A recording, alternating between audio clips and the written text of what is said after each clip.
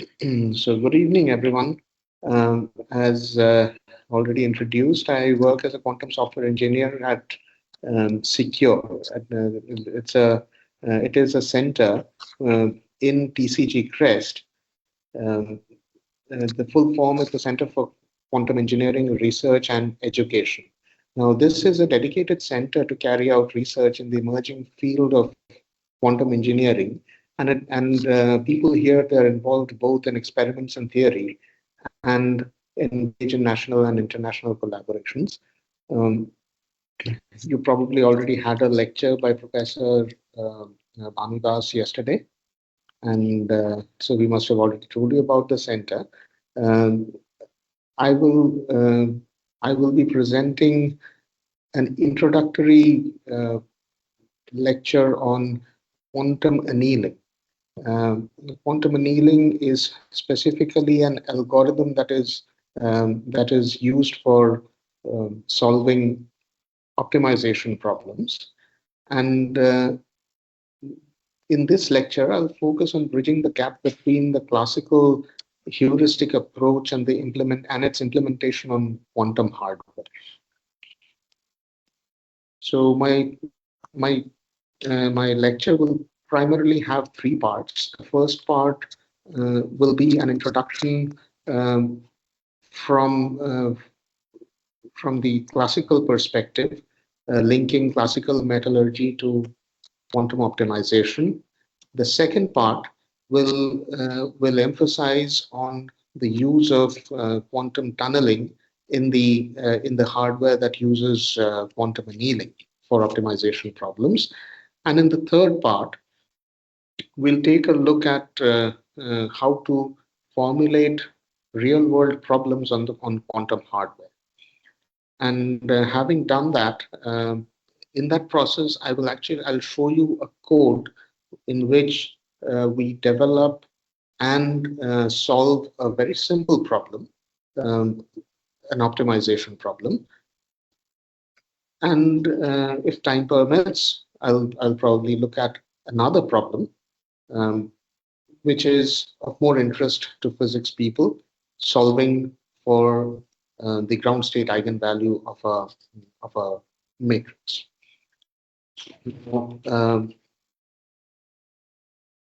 So what is annealing in the first place? Annealing refers to the heat treatment process of metals when they are heated past the recrystallization temperature.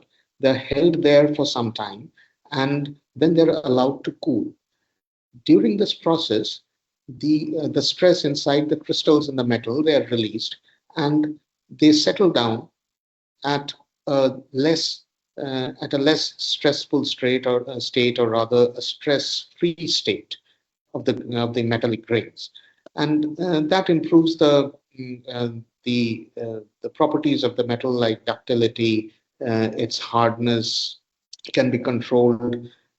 And to control all this, what is done is the annealing temperature, the temperature, the control of the temperature over which the metal settles down in that stress-free state, that plays a very important role in finding that low energy configuration. This exact idea is carried over to simulated annealing, which in fact is a heuristic approach, a classical heuristic approach, and this approach allows the system to access all possible states and therefore find the lowest energy state of the system. So as you go through the energy landscape, or rather as the simulated annealing algorithm goes through the energy landscape, it might get stuck in the local minima of the energy landscape or the potential energy curve, but it will have the option to jump over the barrier of the local minima and find the global minima. So this is the entire idea of simulated annealing. What happens now? What is the analogy here? The analogy here is the thermal fluctuations in metallurgical annealing. They they allow the system to settle down in the low energy state. And in simulated annealing, you emulate those thermal fluctuations. They let the system jump out of the local minima and reach the global minimum. Now comes the problem of quantum annealing. In quantum annealing, the system has access to the energy landscape, which is practically the potential energy curve of the system, and it can have uh, a global minimum along with many local minima.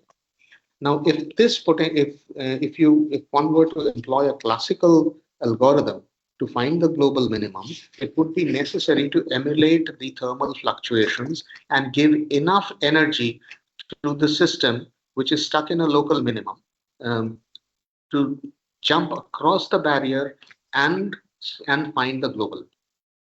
Now, if the barrier is high, uh, it doesn't matter if it is thin or wide. The energy must be enough to reach the global minimum. That makes the classical approach slightly uh, difficult to guarantee finding that global minimum. Whereas if in the case of quantum annealing, what happens is the system has access to the global minimum through tunneling. So if this barrier, you can see this green arrow, so the system would move from this local minimum to the global minimum. It can access that global minimum via tunneling. So it would be easier if the barrier is thin, and it doesn't matter if the barrier is very high. Tunneling would still allow the system to access the global minimum, and it will find the global minimum of the system.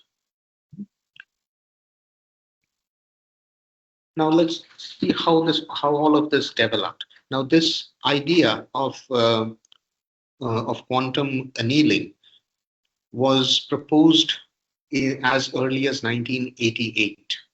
So, this was the paper which proposed the idea of quantum annealing. What it did is it allowed the system to the quantum fluctuations were actually emulated in the system, and it was shown that although simulated annealing, which is a classical approach, and quantum annealing by emulation of the fluctuations, quantum fluctuations, was able to achieve identically good results. The internal workings of both the algorithms were very different. You can see that statement in the last line, which actually highlights that difference. Experimental results show that quantum annealing and simulated annealing are comparable in terms of their performances, even though significant differences have been found in their detailed behavior. And in fact, 10 years later, this paper by Kadowaki and Nishimori in 1998, they explicitly showed that the idea of quantum annealing does yield extremely good results. And what they did is they tested these quantum fluctuations. They emulated these quantum fluctuations in an Ising model, and they looked at different systems of different sizes, and showed that this approach performs really well in finding the ground state of the system. 1 year later, this entire idea was picked up by 3 physicists, and they founded what is now the D-Wave systems, and they set out to build a system which would be able to solve optimization problems using this paradigm of quantum annealing. And in 2013, the first commercial system was released, which had 512 qubits. And now we have well over 5,000 qubits on D-Wave's advantage systems. And they are used for solving discrete combinatorial optimization problems. And we'll quickly see what we specifically mean by that. And what they are looking for is to blend the quantum and classical approaches to solve search problems or global search problems with both quantum annealers as well as the classical computing infrastructure, and that perhaps is going to be a big leap in solving optimization problems at very large scales. By the way, D-Wave is the only company that offers systems with annealers. So now let's get into what is quantum annealing. And we will see, and what we see here is, well, I've specifically stated the task of quantum annealing, and I've already told that it is to find the global minimum of an objective function, or many people would be familiar with the term cost function. So it is a function which has to be minimized, and finding that global minimum of that cost function or objective function is the entire task of the problem. The search space will be discrete. It will be characterized by a set of variables which can take on discrete values, and one addresses systems where the objective function can have many local minima. So what would happen in the classical approaches? The classical approaches might get stuck in the local minima and would never reach the global minima. The idea of quantum annealing is to seek out that global minimum and find the best possible solution. They have been this approach has been benchmarked against different systems, which includes magnetic systems like spin glasses. They have been used to solve NP-hard or NP-complete problems, like the traveling salesperson problem, or your scheduling problems, such as the job floor scheduling, which may have many different variables, not only in terms of the employees, but also in terms of shifts, in terms of batches which would work one after the other, and other problems like graph coloring. In fact, they have also been used to solve problems like the gate assignment problem at airports.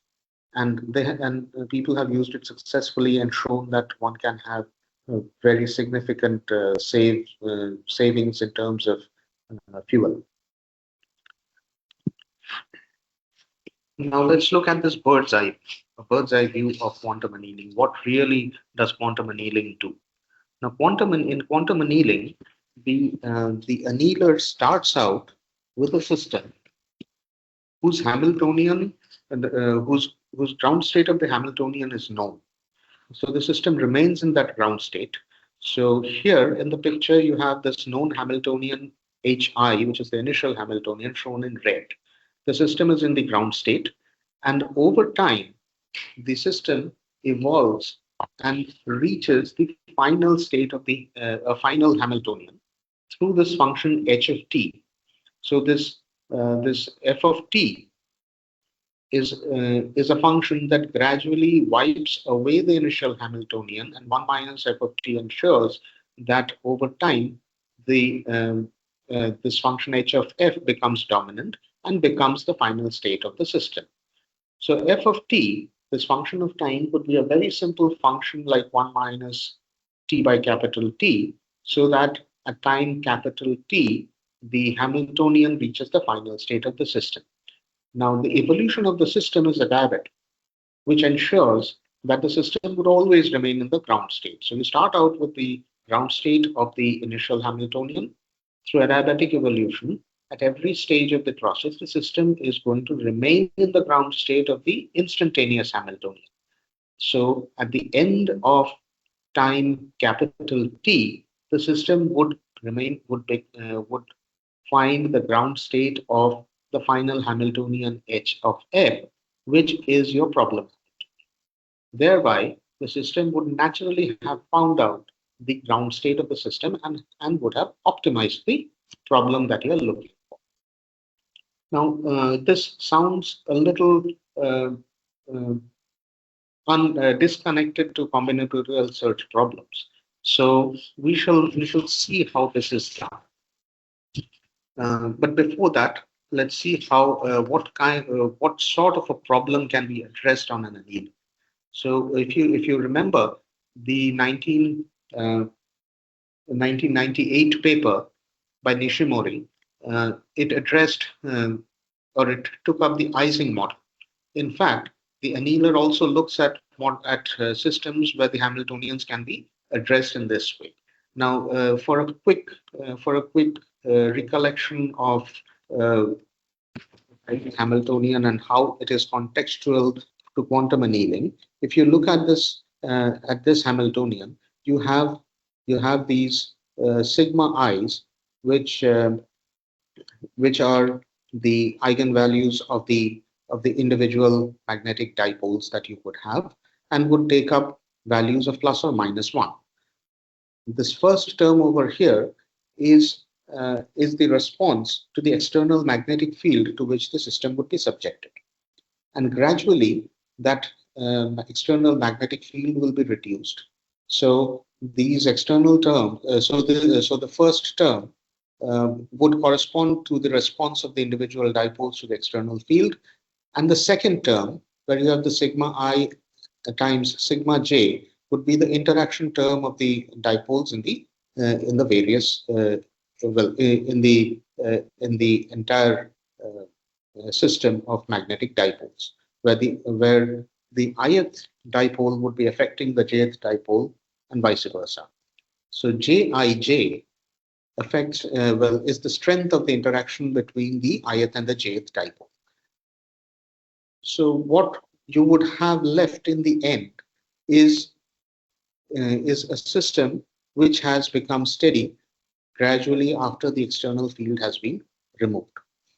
Now, what we notice here is that the dipoles the eigenvalues of these dipoles would take only two values. The sigma i's, that is the spins, could only have two values, plus and minus 1. So naturally, it's a binary system. Now, when you talk of a binary system that is having two values, one generally thinks of the values being either 0 or 1 rather than plus or minus 1. And it's easy to see that one can map these spin eigenvalues through binary eigenvalue 0 and 1 through this transformation. Qi is equal to sigma I plus 1 by 2. Now, having done this, when you look at the Hamiltonian, you have two terms here, one which is linear in the sigmas and the other which is quadratic in the sigmas. This is very important because the annealer works with Hamiltonians where the variables can be mapped out exactly in this fashion. Now, if you would substitute the Qi's, substitute the sigma i's and form the Hamiltonian in terms of the Qi's, one can see that you would have a quadratic term in Q's, a linear term in Q's, and also a term which is independent of the Q's, and that would be called what is called the offset term. So it's a constant term for the system. Now, the idea is to form a Hamiltonian of this kind which is quadratic in the Q's, and that would be the objective function which has to be minimized. Now, additionally, a system might require some constraints.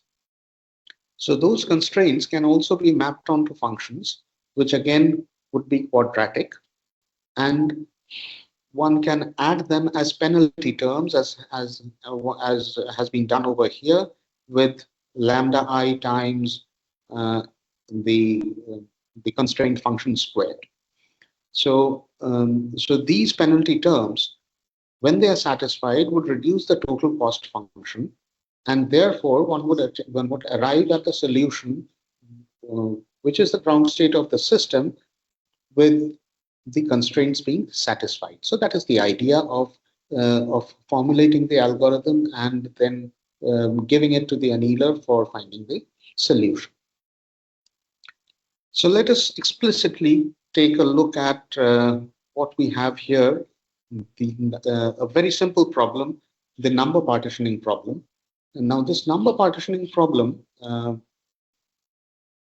is as follows. You have a list of numbers which are given to you. They could be positive, negative, whatever. We have taken a list of integers. So with this list of integers, you have to break them down into two lists, such that the sum of numbers in each list is the same as the sum of numbers in the other, or at least as close as possible.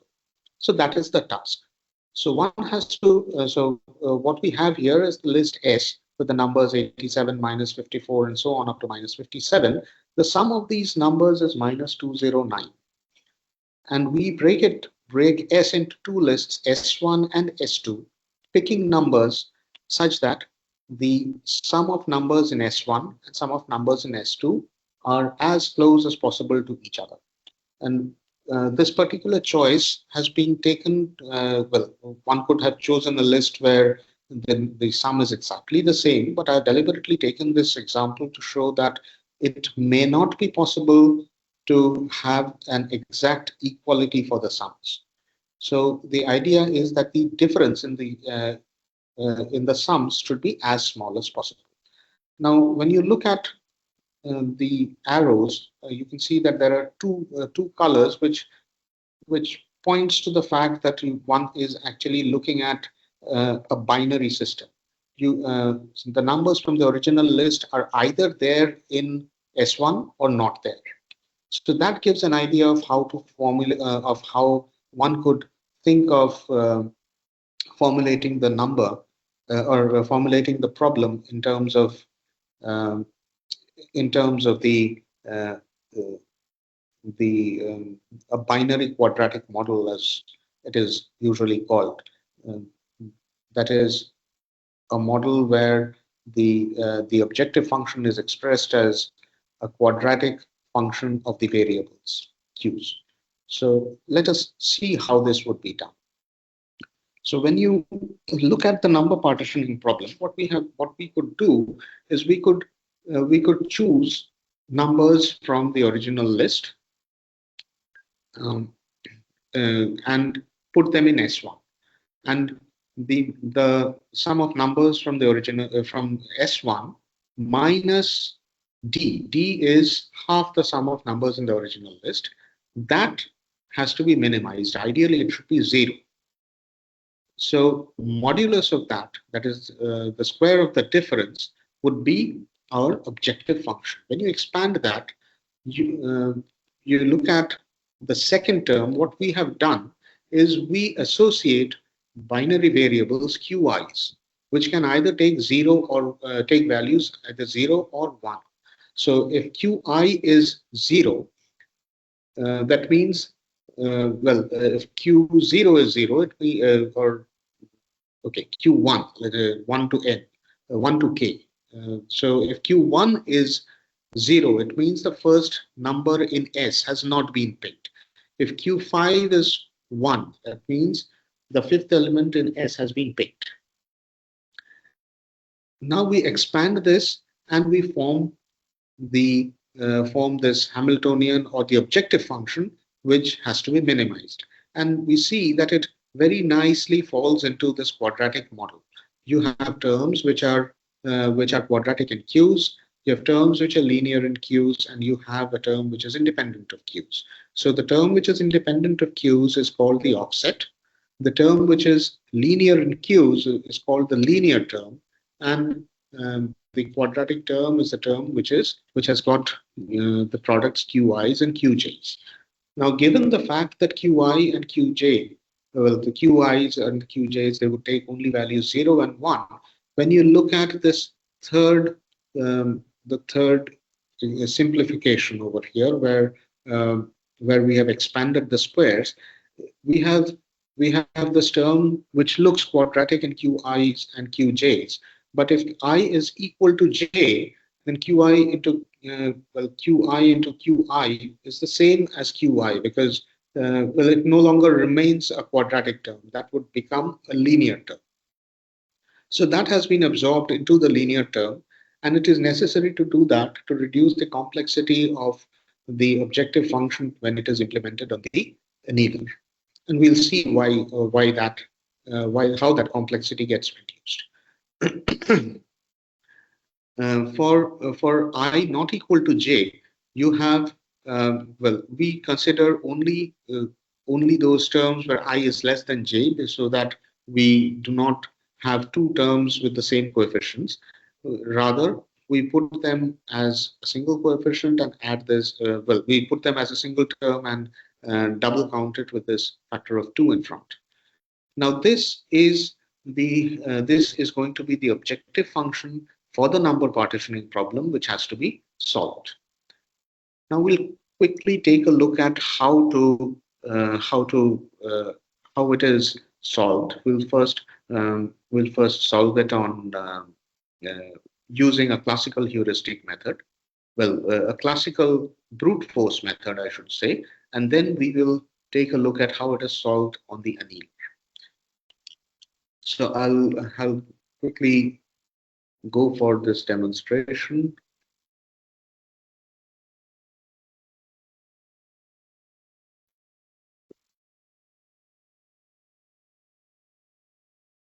Can you see this Jupyter note this Colab notebook on the screen?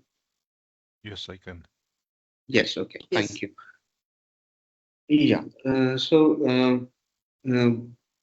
I assume familiarity with Python. I believe everyone has some familiarity with Python, but even then, even if you are not familiar, hopefully the code would be readable. So the first approach here is to solve it by brute force. The objective function that we have formulated, I have written it down. I've written it down again. So we have the QIs, the QJs, we have the quadratic term, the linear term, and the offset term.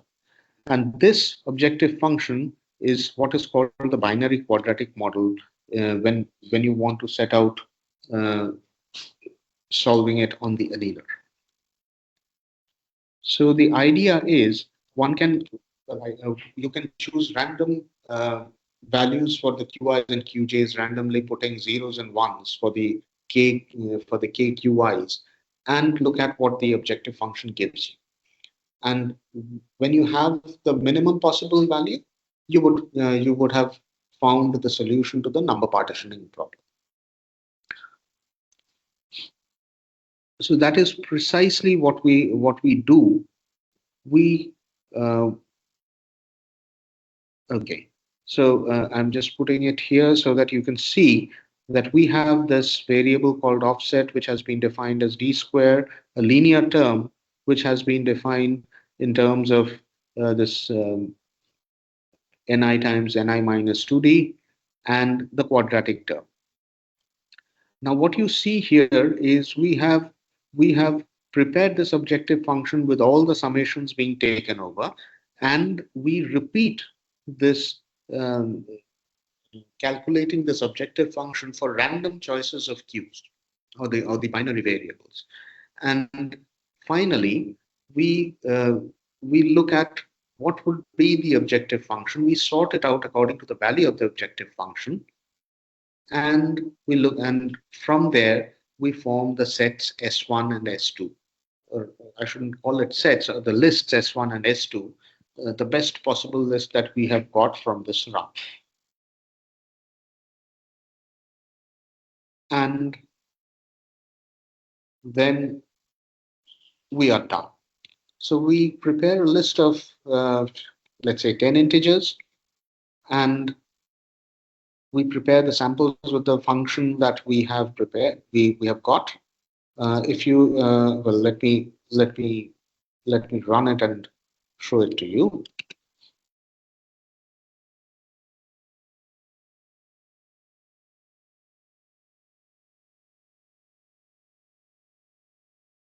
And before, by the time this notebook starts, the kernel gets connected.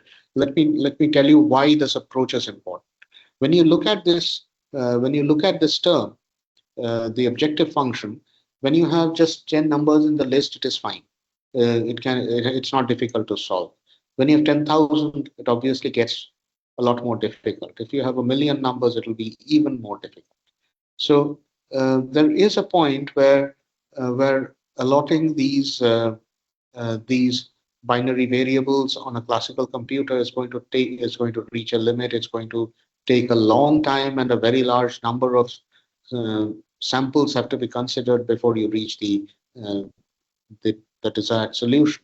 What a quantum annealer does is it can find the solution in far lesser time when the problem is larger.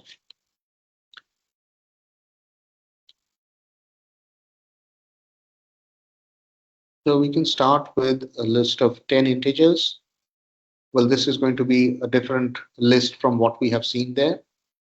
And let's prepare the samples. It is done. And then let us look at the samples. What you see here is, well, the samples that have been prepared. You have a list of the values of Qs that you have. So Q1 is 0, Q2 is 1, Q3 is 0, and so on. And when you sample it randomly, you can see that there are two lines. The first two lines are identical to each other, all of them giving the value of the objective function, the value of the objective function being 0, which means the sum of numbers of S1 is exactly equal to the sum of numbers in S2. There are other choices of Qs which yielded a much larger difference. So that is definitely not the best sample. The best sample is where we have the zeros to be um, the 0 to be the value of the objective function. And we can see that it has been divided into two lists where we get the sums to be exactly equal. In fact, the size of the lists is also different, but nevertheless, it sorted it out. There could be other examples. Let's say, let's increase the size of the list. Let's say, let's make it 50.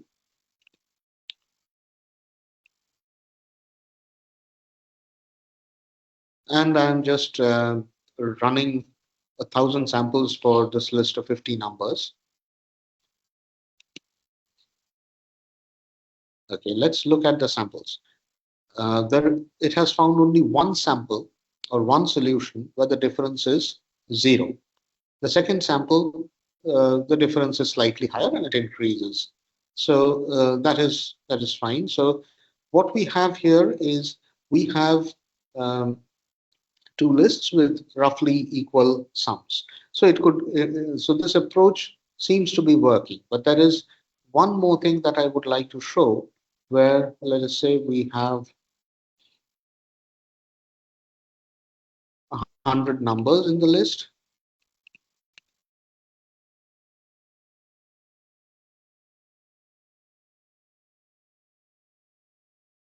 Okay, this is still not there. Okay, let me just, so we can have more than one solution to a problem. In fact, if we are lucky, this approach will give us both.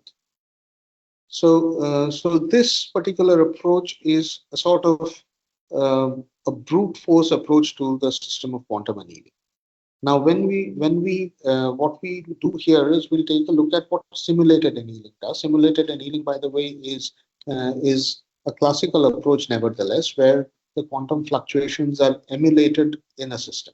And when we solve it by simulated annealing, we will make use of D-Waves, D-Waves package called the D-Wave Ocean SDK, and it has all the required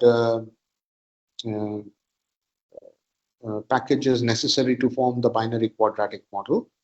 And well, okay, it just installed all the necessary packages. Now, for those who are interested in trying this out, I would there is one word of caution that I would put forth. This D-Wave Ocean SDK can be found in many different places. Well, one would be Python's PyPy repository. You could also have it in the Anaconda's repositories, the Conda Forge repository, but it is preferable, and it's also an official instruction to install it from the PyPy repository. You can try and install it from Conda's your Anaconda's Conda Forge repository, but there have been consistent problems with package versions and package compatibilities when we use it from other repositories. So just take a note of this in case you want to try it out by yourselves. Now, from this entire SDK or the software development kit that D-Wave has brought up, uh, we will be using this module called DIMOD, so which we use to form the binary quadratic. Now here, when you form the binary quadratic model, what you do is you do not directly compute the sum like we did in the brute force method. What you just pick up the coefficients of each term. The offset is naturally a single number, so you can assign d squared to that, and you have the linear term, which is, well, let's take a look at it once more. When you look at the linear term, you have got qi and the coefficient of qi. So it is only this coefficient of qi that will be uh, uh, that will be used. And for every I, you create this a list, rather a dictionary of coefficients. In Python, you call it a dictionary. So for every I that you have here, you have this Si times Si minus 2D. So the ith element of S is picked up in Si. So you form a dictionary with the linear terms. For the quadratic terms, where you have Qi and Qj, you take the coefficient of Qi and Qj and tag it with this tuple I comma j. That is Qi Qj would be there with a coefficient twice Si Sj. So this is so once this dictionary of linear and quadratic terms is prepared and the offset is also prepared, you instantiate this binary quadratic model using the uh, using this class called the binary quadratic model from DIMOD, passing the linear, quadratic, and offset terms. And it is very important that we mention that the type of variables we are using is binary. So this also hints at the fact that this binary quadratic model or the SDK from D-Wave can handle the spin variables. So if we were to use spin variables where the variables take a value of plus or minus 1, that is also possible. So instead of writing binary, in that case, we would have written spin. Now this binary quadratic model BQM, how does it look like? When you look at this, right? So it is huge. You can already see this is huge. But what is important over here is just take a look at the terms. There are two kinds of terms. Ones which are linear, where you have only the i's for the QIs being tagged with the corresponding coefficients. And later on, you can find these set of integers in square brackets being tagged with a certain value. Those are the quadratic terms. And finally, you would have, at the end of the list, you would find the, yeah, at the end of the list, you would find what is called the you would have this offset, this 137270. That's the offset. So those are defined, and it also takes note of the fact that the variables are binary.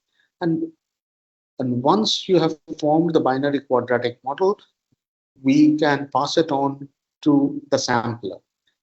Today, we will take a look at what happens when we pass it to a simulated annealing sampler. So this particular line is what we use. We say that from the samplers that are available from D-Wave, we are choosing the simulated annealing sampler, and this sampler is what we are going to use. When you run it on the real hardware, we have to replace this particular line with these two statements. That is, you pick the D-Wave sampler, that is the hardware sampler, and the embedding composite. What the embedding composite does is it takes up the binary quadratic model, and it has to embed it onto the sample, onto the D-Wave's hardware. Now, D-Wave's hardware, the qubits are not connected all to all, which means that see in the quadratic model you had qi and qj, so you need a connection between qubits qi and qj. So and depending on the size of the problem, you might end up with about 6,000 such quadratic terms, which is huge.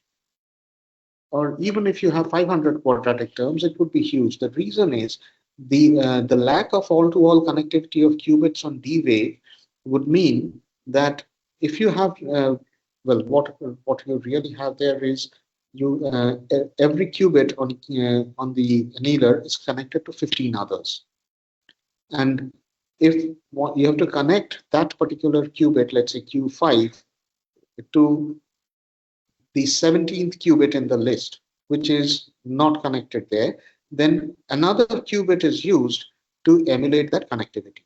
So that embedding is going to be taken care of by the embedding composite function, and that increases the embedding cost, which means that the size of the problem grows on the actual hardware. So therefore, it becomes pertinent to be able to form the quadratic models in such a way that the embedding cost is reduced. In fact, that is a challenge, and that is one of the problems that I'm working on at this point of time. Now, let's proceed with what we have with the number partitioning problem. So we import the simulated annealing sampler, and then we create an instance of the sampler. Having done that, so this variable called sampler is now a simulated annealing sampler. In this statement, we are passing the binary quadratic model to the sample set. And remember that we say that the number of reads is 1,000, which means it's going to create 1,000 sets of possible QIs from which it has to be solved. So this does take a bit of time. It forms the set of 1,000 samples. Now, how it does internally is slightly different from what we did in the brute force method. It picks up or changes the Qs in the subsequent samples from a certain distribution, which it might think is best. When we say sample set.first, we are picking the best possible sample where we have the lowest value of the objective function. Now, the value of the objective function here is 0.25, and the number of occurrences is 1. So this is probably the best sample that it has found. Now, with this list of QIs, we now form the SIs. And we can see that the difference in these two sums is just 1, just like we had in the brute force case. So what we have seen is a demonstration of a very simple problem, the number partitioning problem. We first formulated the problem and saw how that objective function could be minimized. We prepared the binary quadratic model, passed it on to the simulated to a sampler which uses simulated annealing, and we also found out the solution. So that's as far as the demonstration of the number partitioning problem is concerned. We just have enough time for uh, for for the next problem, which is of which would be of interest to physicists. Now, what we have here is we are trying to take a look at solving for the ground state of a Hamiltonian that describes atomic systems.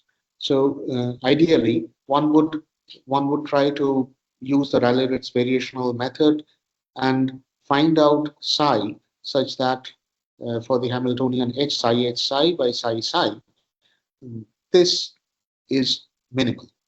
And on an annealer, one does exactly the same thing. But rather than finding this, rather than explicitly taking this Rayleigh-Ritz um, expression, we take this expression for the annealer psi h psi minus lambda psi psi. So this ensures that this energy functional epsilon would become zero when lambda, the Lagrange multiplier, is the ground state of the system. Ideally, it would be best to have the size normalized, but even if it is not normalized, epsilon would take a value of zero when we have reached the ground state of the system. Otherwise, it would either be positive or negative. So this reduces the entire problem to finding the root of this energy function. And yes, the root of the energy functional. So the square of the energy functional would be the function to be minimized. But what you see is if you are going to take epsilon and square it, it would not become a quadratic problem, but rather it would become a quartic problem. So we first take a look at epsilon and we expand psi in a basis and we find that it is quadratic in the coefficients of expansion of psi, the A alphas.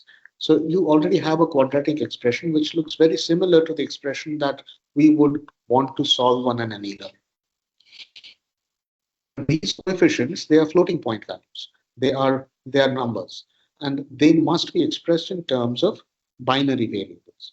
So one way to do it is to adopt what is called the fixed point encoding scheme, where you express these coefficients A alphas as an expansion in terms of in powers of 2. And because the A alphas are going to lie between -1 and +1, you only need the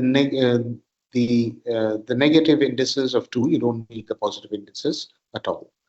And when you substitute this back, you will see that it reduces this epsilon to the function f cube, which is quadratic in q's. And unfortunately, at this point, what we have is, although we have a binary quadratic model, we have a Hamiltonian which is B cross B. And if we are looking for the values of the coefficients, the A alphas, with k bits of precision, then we are going to have this quadratic model mapping on from a B cross B Hamiltonian to a BK cross BK Hamiltonian. So the size of the system sort of explodes with the accuracy that you would want to look at, and that is solely because of the form of encoding that you are looking at over here. So this is definitely a problem. Um, the lack of all-to-all connectivity actually makes it even more difficult.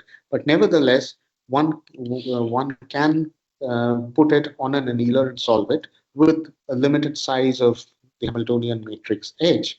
We have been able so far we have been able to successfully do it with this fixed point encoding for um, for matrices of size 14 cross 14 with a 10-bit precision. And that itself caused us to reach the limit of the 5,000 qubits because of the embedding cost. And when we did that, we have calculated the results, and here is a quick look at the results that we have got. We were trying to see what is the hyperfine structure constant of sodium. And of course, it can be done classically. We have used this package called GRASP, the General Relativistic Atomic Structure package, which takes into account the relativistic effects and can find out not only the ground state energy of the system, but also can return the coefficients. So that sort of sets the benchmark for the solution that we find. When we put the binary quadratic model into simulated annealing, and we look at the ground state energies, we see that they agree reasonably well. And this calculation is for um, a, a 10 qubit precision. A 10 qubit precision. So it should be about um, it should agree to about 3 places of decimal. And what you have here is the difference is just about 0.014% different from the actual energy of the that we would have on the system. So yes, and this last line, which is marked by QA, is the result that we get from quantum annealing on the actual hardware, which surprisingly, over here we can see that it matches exactly with what we get for simulated annealing, which means that we have chosen the parameters properly on the annealer. On the annealer, the parameters that you can choose is how long the system is going to anneal, how long you're going to take the system from the initial Hamiltonian to the final Hamiltonian so that it reaches the ground state. You can control that time. You can also control the number of reads. You can repeat it. And of course, there were a few other tweaks over here that were used. And uh, and what we found is a remarkable. It was the agreement of energies was good, but even better was the computation of the coefficients, that is the A alphas that we get. And when you look at the coefficients, the hyperfine structure constant is computed from the coefficients itself. The coefficients match so well that the that GRASP, simulated annealing, and quantum annealing show exactly identical results uh, for matrices up to 11 by 11, up to the third place of decimal. In fact, we expected some difference in the third place of decimal, but luckily we got uh, a precision up to the third place of decimal.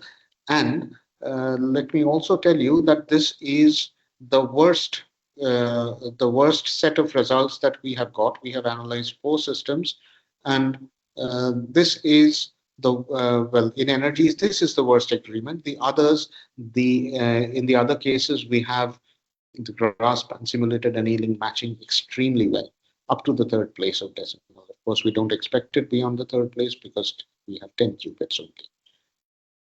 And with that, uh, I I would like to um, stop uh, this point and just uh, re-emphasize that quantum annealing is a single algorithm.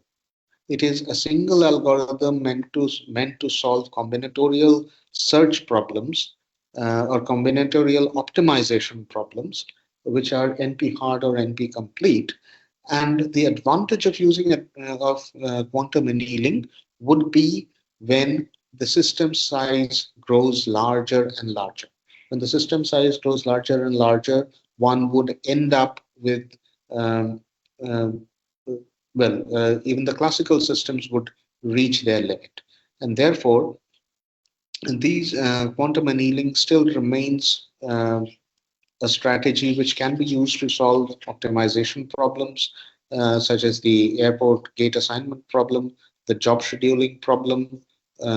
Well, one can even try problems like the N Queens problem, which are some of the hardest, some of the hardest NPR problems that you can look at. And um,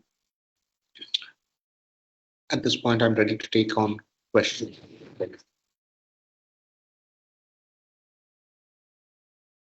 Okay.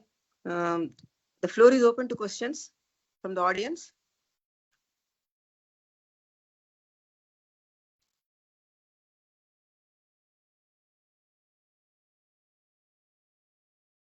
I have few questions, 3 questions, so Yes. I try to be quick. Yes. Thank you for a very interesting and informative talk. Am I correct that we can use combinatorial or number partitioning problem for workload balancing? Yes. Okay. Combinatorial problems can be used for workload balancing. Number partitioning problem was just a simple example to show that show how a problem can be formulated. Okay, thank you. Second question, is there an advantage for running such combinatorial problems? I mean, real business size problems on classical computer, or we need D-Wave computer for that? Um,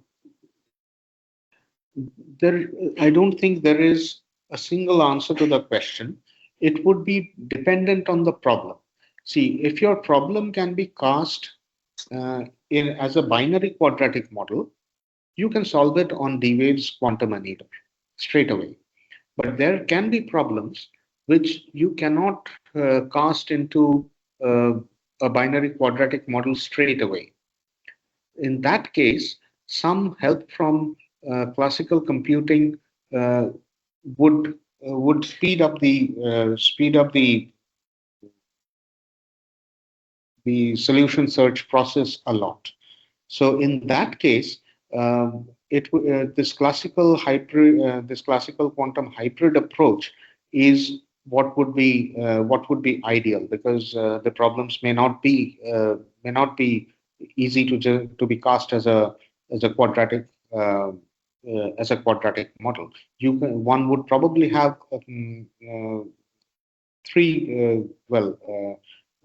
a cubic model would probably be better.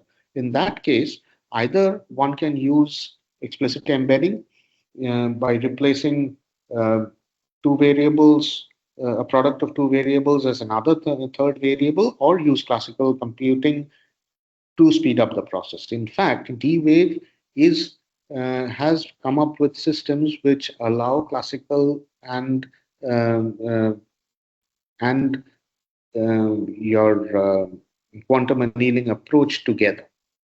So they have come up with these new systems called advantage systems, and they are indeed capable of. They are not just QPUs. You can have a hybrid. You have hybrid solvers there. So business case problems definitely they would be. That is where D-Wave is headed for. So if we are going to use classical computers, in that case, we may face issues, hardware size issues, and those issues, I think, should be considered very intelligently. Otherwise, Exactly. In fact, okay. that is the reason this last problem that I showed you about finding the eigenvalues, there can be various approaches. I mean, what matters is the way you're formulating the binary quadratic model. When you use this fixed point embedding approach, you can have a certain embedding cost. But if you have a different embedding approach, you can have a different encoding scheme. In that case, the embedding cost will be different. So that is where the choice of the user lies, how you formulate the problem. Thank you. My final quick question. Could you share Python code shown by you with Exactly, I us? can do that. I can do that. What Thank you. what I'll do is I'll pass on the link to the organizers and they can share it with you, or you can put it on the chat. I can. Okay. Thank you. Let me do that straight away. So yeah, Subimal, I have one question. Yes. See this, Ising simulator what we used, that is classical because it's using only 1, -1, right? Only numbers. Yes. Yes. You are not using matrices, right? No. No. So how much it deviates when you go to a D-Wave real quantum computer? I mean, where the real matrices will be there, right? No, D-Wave's actual computer also doesn't use matrices. It is not a gate-based system. But then where It is not the gate-based. power come? Where does the quantum power comes from? It's only numbers. To where does the quantum power comes from? It comes from the fact that it is looking at this energy landscape, the potential energy curve, and the system. If you go back to the I'll go back to this slide again. So what it does is the system has access to all the states. So find and because of the adiabatic expansion, it would settle down in the ground state of the Hamiltonian. I mean, it would remain in the ground state of the or it would remain in whatever state it is already. Right. I mean, that is what the adiabatic theorem tells you, that if a system undergoes an adiabatic evolution and there is a gap between the neighboring eigenstates, the system remains in that eigenstate itself. So what happens is you start with an initial Hamiltonian, which is in the ground state, and the system is in the ground state, and you adiabatically evolve that Hamiltonian so that finally the Hamiltonian lands up in the Hamiltonian of the problem. Okay. And in that process, it remains in the ground state itself. So it has to access all the states of the system. And when it accesses all the states of the system, it can actually reach the global minima of this potential energy curve through tunneling. That is where it derives its power from quantum mechanics. Okay, got it. Thank you. Yeah.